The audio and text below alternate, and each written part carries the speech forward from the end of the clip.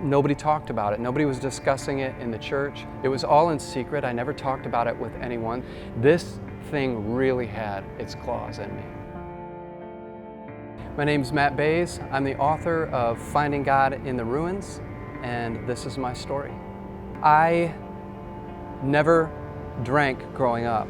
I think I got drunk a couple times in high school, but it was never a part of my life, and so I went into ministry full-time straight out of college. I was 23 and was a pastor, have been a pastor full-time for 22 years. For some people, drinking a beer is like drinking a Diet Coke. You know, you leave half of it sitting on the table and don't even think about it. And for me, it was never that way. I was always keenly aware of all of the alcohol that was on the table, how much everybody was drinking, how much they had left in their glass. I was fixated on the alcohol that was on the table. It was what I used to cope, you know, and there were deeper things in me going on, a lot of pain. I came from an abusive past, just kind of a really messed up family situation. And so I used the alcohol to just chill at first, you know. It'd be 1 or 2 beers to take the edge off in the evening. So my past mixed with this, you know, volatile situation at the church that I was involved in, where our pastor had had an affair, and I was trying to kind of manage things. And it became like a daily occurrence. Mostly, a lot of people will just drink on the weekends, but for me, I started stretching the weekends. So at first they would be Friday to Monday, you know, and then Thursday to Tuesday. And before long, I was drinking every day of the week. And the worst part for me was that I thought about it all day long. It was in my head, and I could not stop thinking about alcohol, how I could get it, how I could sneak it. How much could I drink without other people knowing? And I'd preload. You know, if we were going out with friends, I would have alcohol hidden at home, and I would get some beforehand, before we went out, so it didn't seem like I was drinking too much. So I was really becoming accustomed to this whole thing of hiding and sneaking, because there was so much shame attached to it for me.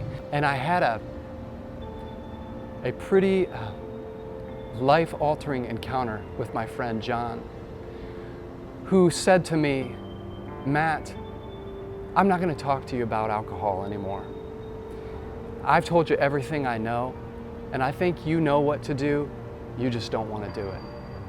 I think you know what the answer is, and you just don't like the answer." Which I thought was rude, and I thought he was wrong. And I said, "You're the only person that I can talk to about this." And he said, "Well, I've told you everything that I know about it. And rule 1 is alcohol is cunning, baffling, and powerful. I tried for a lot longer to figure it out than you have. So let me know if you get it figured out." And he kind of laughed it off, and he was very sweet to me, but I was so offended by him saying that. I just thought it was ridiculous and unfair.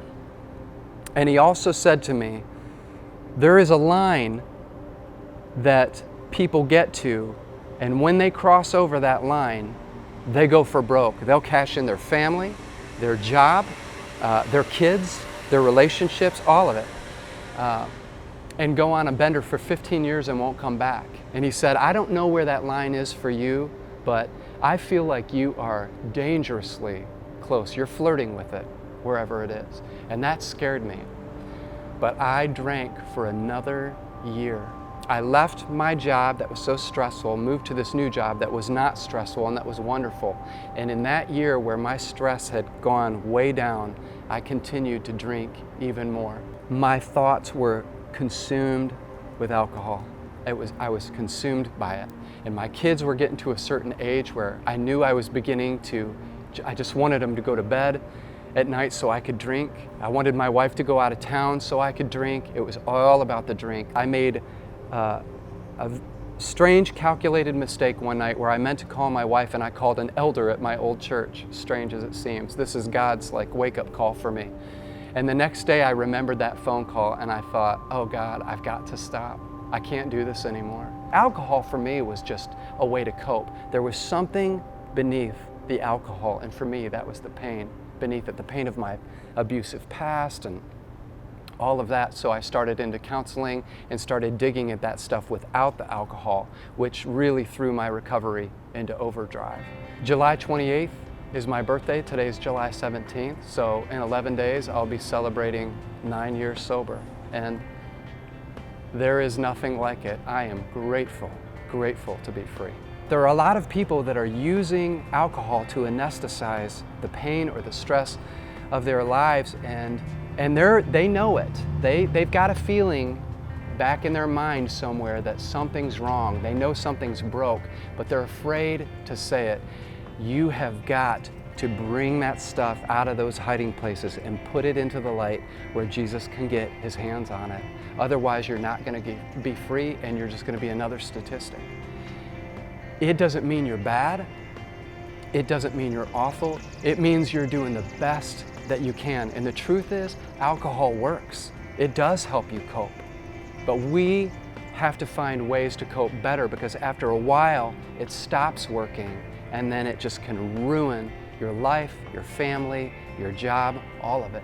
Without making it palatable for people, without scribbling parts out so nobody would see what the truth was.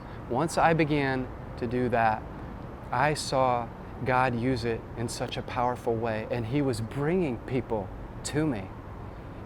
People who were broken just like I was, people who were talking into my life, speaking into my life just like John had spoken into my life. And for me, that was redemption. Not that what I'd struggled with disappeared or went away.